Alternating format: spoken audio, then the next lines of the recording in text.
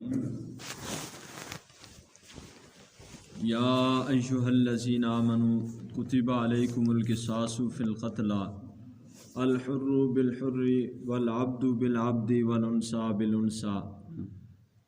فمن عفی له من اخیہ شیء فاتباع بالمعروف واداء الیہ باحسان ذالک تخفیف من ربکم ورحمہ فمن اعتدى بعد ذالک فلہ عذاب علیم۔ اے ایمان والو، تم پر ان کے خون کا بدلہ یعنی قصاص فرض کیا گیا ہے جو ناحق قتل کیے جائیں، آزاد کے بدلے آزاد اور غلام کے بدلے غلام اور عورت کے بدلے عورت۔ پھر اگر اس کو یعنی قاتل کو اس کے بھائی یعنی مقتول کے وارث کی طرف سے کچھ یعنی قصاص معاف کر دیا جائے تو چاہیے کہ اچھے دستور کے موافق پیروی کی جائے اور خون بہا کو اچھے طریقے سے اس مقتول کے وارث تک پہنچا دیا جائے۔ یہ تمہارے رب کی طرف سے رعایت ہے اور مہربانی ہے۔ سبحان اللہ۔ بس جو کوئی اس کے بعد زیادتی کرے تو اس کے لیے دردناک عذاب ہے۔ اللہ وَلَكُمْ فِي الْقِصَاصِ حَيَاةٌ يَا أُولِي الْأَلْبَابِ لَعَلَّكُمْ تَتَّقُونَ، اور تمہارے لیے قصاص یعنی خون بہا کا بدلہ لینے میں ہی زندگی کی ضمانت ہے۔ اے عقل مند لوگو، تم خون ریزی اور بربادی سے بچو۔ ان دو آیات بینات میں اب شرعی مسئلے یعنی جس کو ہم اپنی زبان میں فوجداری مقدمات کہتے ہیں نا، تو اب وہ بتائے جا رہے ہیں۔ تو یہاں پہ قتل کا مسئلہ بیان کیا گیا ہے کہ اگر کوئی شخص کسی مسلمان کو ناحق قتل کر دے کسی کو بھی، تو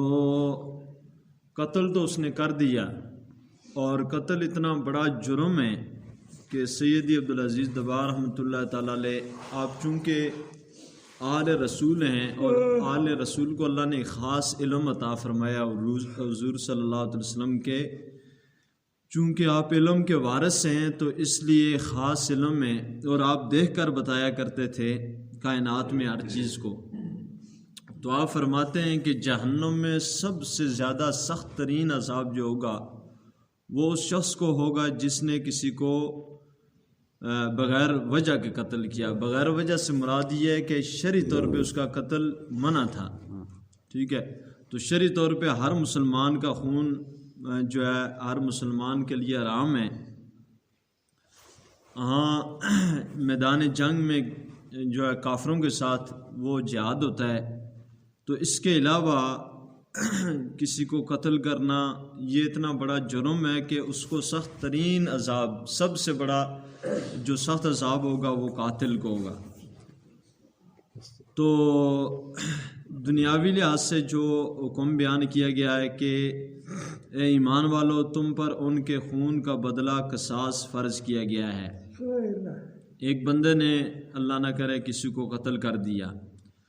تو اب اس کا جو بادشاہ وقت ہوگا، یہ نہیں ہے کہ عوام شروع جائیں، عوام کے لیے نہیں، جو بادشاہ وقت ہوگا اس پر فرض ہے کہ عدالت کے تھرو اس کو قصاص میں جس نے قتل کیا ہے قاتل کو مقتول کے بدلے میں قتل کر دیا جائے۔ پہلا حکم یہ ہے کہ اس کے بدلے میں قتل کر دیے جائے۔ تو اس آیہ مبارکہ کا جو شان نزول ہے وہ امام ابن جریر رحمۃ اللہ تعالیٰ علیہ اپنی تفسیر تبری میں آپ فرماتے ہیں کہ عرب کے اندر یہ دستور تھا کہ ہر دور میں یہ سلسلہ رہا ہے کہ اونچی قوم ہوتی ہے، ایک ان کے مقابلے میں ان کے کفر نہیں ہوتے، ٹھیک ہے نا۔ تو جو معزز قبیلہ سمجھا جاتا تھا، اگر ان کا کوئی عام سا بندہ بھی یعنی غلام بھی قتل ہو گیا تو وہ کہتے تھے ہم تمہارے کسی خاص بندے کو قتل کریں گے۔ اسی طرح اگر ان کی عورت قتل ہو جاتی تو کہتے عورت کے بدلے میں ہم تمہارے مردوں کو قتل کریں گے۔ تو اللہ تعالیٰ نے فرمایا یہ اسلام نے ہمیں نظام دیا اسلام نے یہ نظام دیا کہ اللہ کے ہاں تو معزز وہی ہے جو تقوی میں زیادہ ہے، باقی سب انسان برابر ہیں۔ تو اگر کسی نے کسی غلام کو قتل کیا ہے تو اس غلام کے بدلے میں پھر کسی آزاد بندے کو قتل نہیں کیا جائے گا، بلکہ اس قاتل ہی کو قتل کیا جائے گا، قصاص اسی سے لیا جائے گا۔ اگر کسی عورت نے کسی عورت کو قتل کیا ہے تو اس عورت کے بدلے میں عورت ہی سے قصاص لیا جائے گا جو کہ قاتلہ ہوگی، ٹھیک ہے، کسی بندے کو، مرد کو قتل نہیں کیا جائے گا۔ تو اس کے بعد اللہ نے اس جہالت کے نظام کو اس آیہ مبارکہ میں ختم فرمایا اسلام نے، اور پھر اللہ تعالیٰ نے اگلی جو بات ہے اسلام کا اہم سبق ہے کہ فرمایا کہ پھر اگر اس کو یعنی قاتل کو اس کے بھائی یعنی مقتول کے وارث کی طرف سے معاف کر دیا جائے تو پھر اس کا دوسرا سلسلہ کیا ہوگا۔ اگر وارث نے معاف کر دیا کہ بھائی میں اپنے اس بھائی کو قتل، یہاں پہ بھائی فرمایا ہے، قرآن کا اسلوبی بیان تو دیکھیں کہ جب کسی کا کوئی فرد قتل ہوتا ہے نا تو ظاہر ہے اس کے سینے میں غصہ ہوتا ہے، ایک غضب ہوتا ہے، تو اس کو ٹھنڈا کرنے کے لیے اللہ نے قاتل کو یہاں پہ مقتول کے ورثاء کا بھائی کا ہے۔ تو بھائی سے مراد یہ ہے کہ وہ اگرچہ خونی رشتے میں تمہارا بھائی نہیں، لیکن لا الہ الا اللہ محمد رسول اللہ کی نسبت سے وہ تمہارا بھائی ہے۔ تو قرآن نے بھائی کہہ کے ان کے غصے کو کافور اور ختم کرنے کی کوشش ختم کیا ہے، تاکہ جب اس کو بھائی کہا جائے گا تو لا معاملہ جب کوئی مسلمان اس آیت مبارکہ کو سنے گا اور یہ سمجھے گا کہ اللہ تعالیٰ قاتل کو بھی ہمارا بھائی ہی کہہ رہا ہے، اسلامی بھائی، ٹھیک ہے نا، تو غلطی تو اس نے بہت بڑی کی ہے، لیکن پھر بھی ہے تمہارا بھائی، تو اس کا وہ غصہ کہ اللہ فرما رہا ہے تو غصہ تھوڑا کم ہو جاتا ہے۔ تو یہ قرآن کا سمجھانے کا ایک انداز ہے۔ تو اگر وہ معاف کر دے تو معاف کی صورت میں پھر اس کو جو ہے دیت کہتے ہیں، ٹھیک ہے نا، پھر دیت دینی پڑے گی، یعنی ان میں صلح نامہ ہو گیا، ٹھیک ہے معاف ہے، تو میں دیت پہ ورثاء کہیں جی ہم دیت پہ قائل ہیں، تو اب اس کی دیت دینی پڑے گی، ٹھیک ہے، وہ میں بتاتا ہوں کہ کتنی دیت ہوتی ہے۔ تو اللہ نے فرمایا کہ جب دیت کا معاملہ ہو جائے تو اس صورت میں جو دیت کا وعدہ کیا گیا ہے وہ اچھے طریقے کے ساتھ ورثاء کے حوالے کی جائے اور خون بہا انہیں اچھے طریقے سے مقتول کے وارثوں تک پہنچایا جائے۔ تو اللہ تعالیٰ نے ساتھ یہ بھی آخر میں فرمایا کہ یہ تمہارے رب کی طرف سے رعایت اور مہربانی ہے، ٹھیک ہے نا۔ پہلی شریعتوں میں اس طرح تھا کہ بنی اسرائیل میں، اب دیکھیں کہ مسلمان آزاد تو نہیں ہے کہ اپنی مرضی کرتا پھرے، پہلی شریعتوں میں اس طرح تھا کہ بنی اسرائیل میں اس طرح تھا کہ کسی نے کوئی قتل کر دیا تو اب قاتل کو ایک ہی سزا ملنی تھی، قتل ہونا تھا، ٹھیک ہے، اس کے بدلے میں اس کو بادشاہ اسلام نے قتل کرنا تھا اور کوئی چانس نہیں تھے۔ لیکن اسی طرح حضرت عیسیٰ علیہ السلام کی شریعت میں یہ تھا کہ قاتل کو قتل نہیں کیا جاتا تھا بلکہ اس سے خون بہا لیا جاتا، یعنی دیت لی جاتی تھی۔ لیکن شریعت اسلامیہ میں اللہ تعالیٰ نے سرکار دو جہاں صلی اللہ علیہ وسلم کے صدقے میں 3 چانس رکھے ہیں۔ پہلا چانس تو یہ ہے کہ خون کا بدلہ خون ہے، لیکن اگر وارث معاف کر دیں تو پھر بات وارثوں پہ چھوڑ دی، ٹھیک ہے، خون کا بدلہ خون ہی صرف نہیں رکھا بنی اسرائیل کی طرح، بلکہ یہ چانس بھی رکھا کہ دیت دے کے تم راضی نامہ کر سکتے ہو، ٹھیک ہے۔ تو اگر دیت بھی ورثاء معاف کر دیں تو اللہ نے تیسرا چانس یہ رکھا ہے کہ بغیر کچھ لینے دینے کے قاتل کو بھی معاف کر دیا جا سکتا ہے، یہ بھی حضور کا صدقہ ہے۔ تو اللہ نے اسی بات کو یہاں پہ فرمایا کہ یہ تمہارے رب کی طرف سے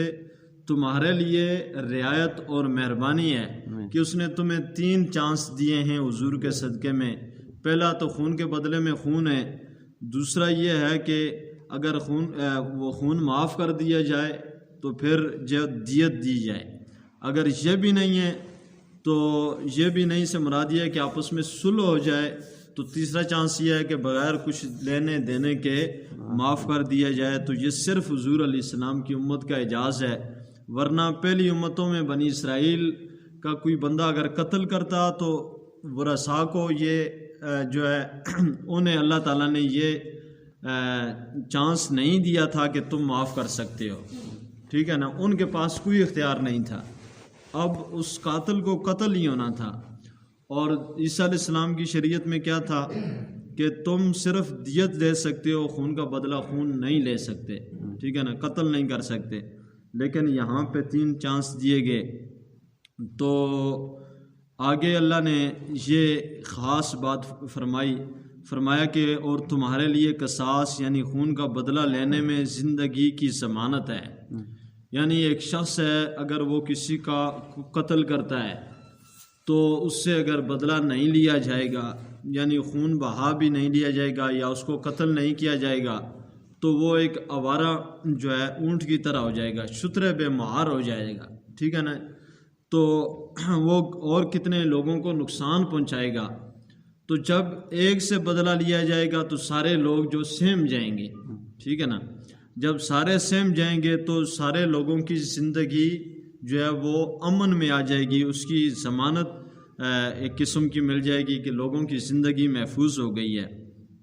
تو اس لیے اللہ نے فرمایا کہ یا اولی الالباب لعلکم تتقون، تاکہ تم خون ریزی اور بربادی سے بچو اے عقل مند لوگو، ٹھیک ہے نا۔ تو خون بہا جو ہے دیت وہ کتنا ہے اس کے متعلق فرمایا گیا کہ اگر کوئی بندہ کسی کو قتل کر دے اور ورثاء کہیں چلیں جی ہم اس کو قتل اس طرح معاف کرتے ہیں کہ ہم اس کی دیت لیتے ہیں، تو دیت ان کی جو ہوگی وہ دیت کی مقدار جو ہے وہ 100 اونٹ ہے، اور 100 اونٹ جو ہے یا 1000 دینار، یہ تقریباً جو 1000 دینار بنتے ہیں یہ 4 کلو 4.5 کلو سونا بنتا ہے،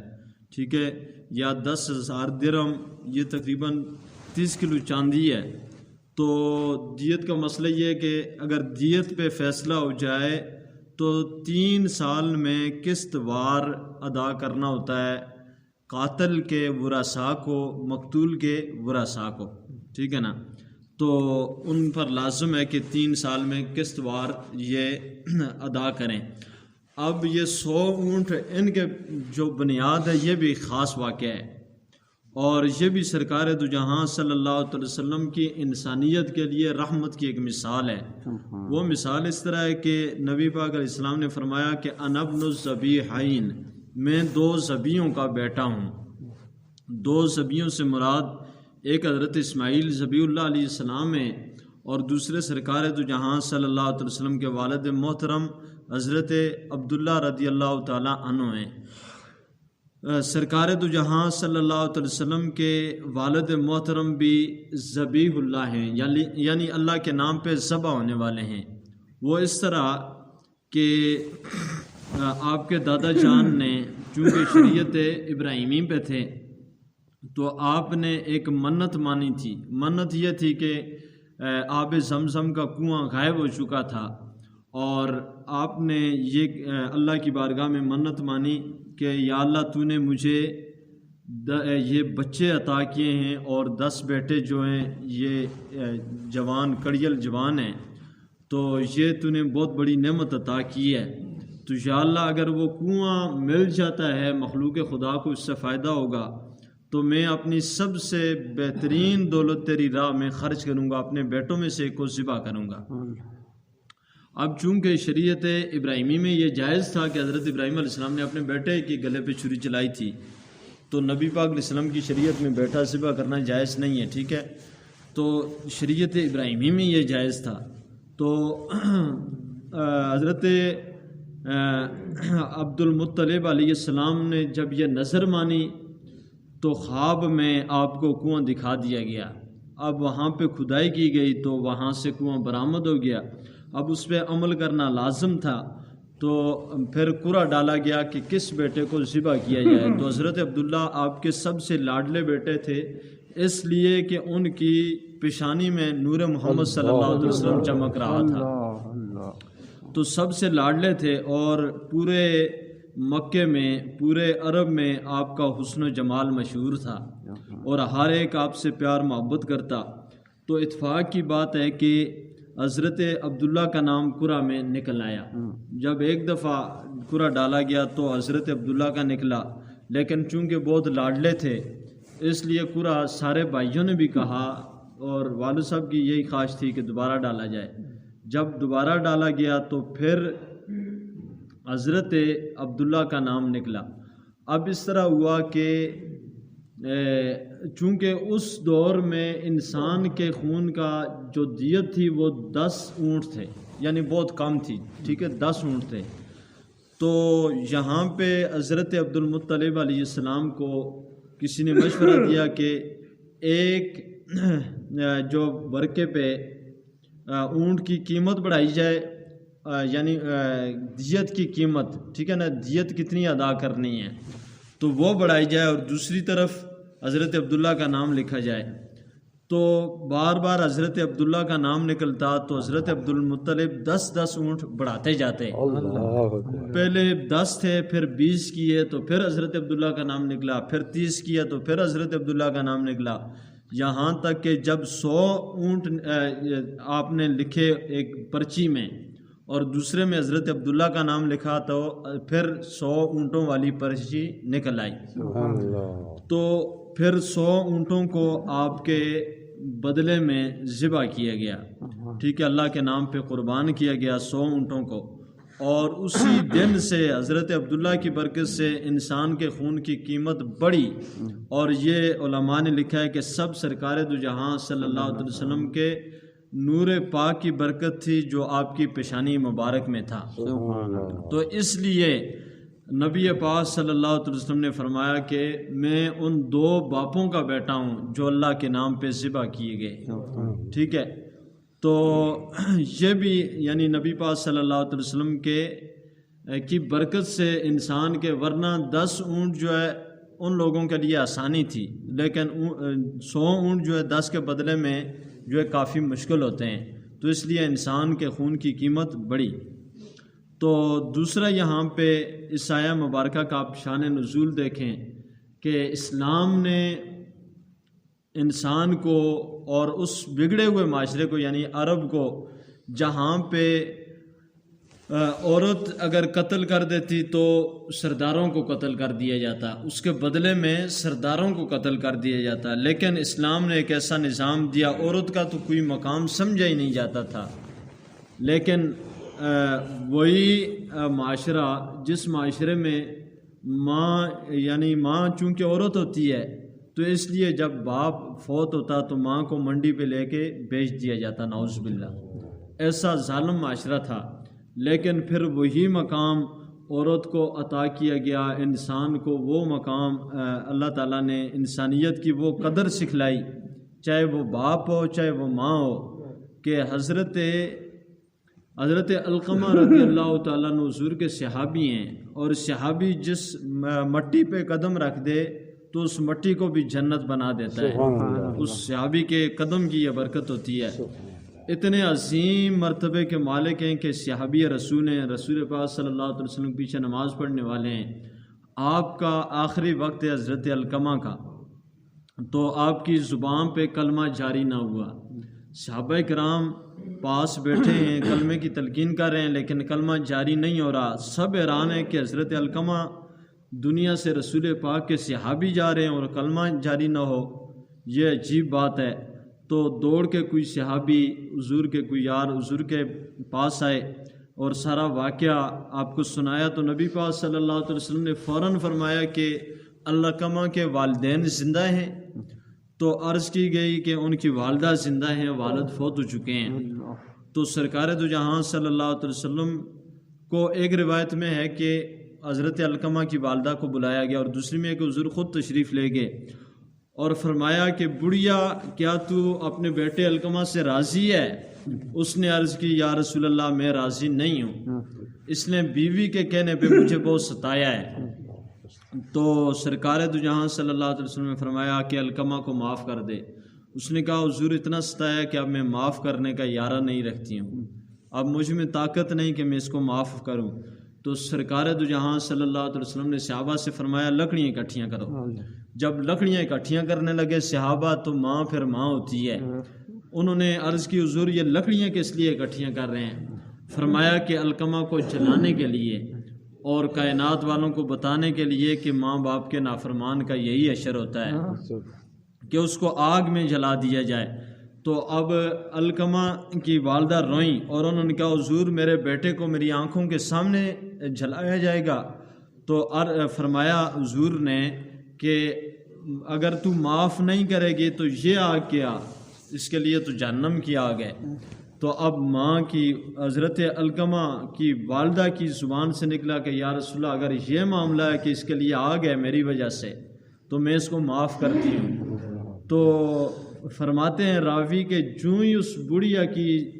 زبان سے لفظ معاف نکلا، ادھر معاف نکلا، ادھر حضرت علقمہ کی زبان پہ کلمہ طیبہ جاری ہو گیا۔ تو اندازہ لگائیں کہ اسلام نے کیسا نظام دیا ہے، کس طرح انسانیت کی قدر سکھائی ہے کہ وہی لوگ جو اپنی والدہ کو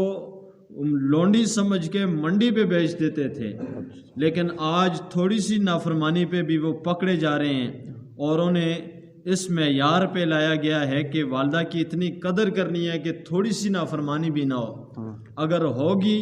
تو پھر تمہیں کلمہ بھی نصیب نہیں ہوگا۔ تو یہ ایک اسلام نے ہمیں معیار دیا ہے، اور اس چیز کو ایک واضح کیا ہے کہ تمہارے بھائی کا خون چاہے وہ کلمہ پڑھنے والا ہو، خونی رشتہ نہ بھی ہو، چاہے وہ تمہاری والدہ ہو، والد ہو، کوئی عام انسان ہو،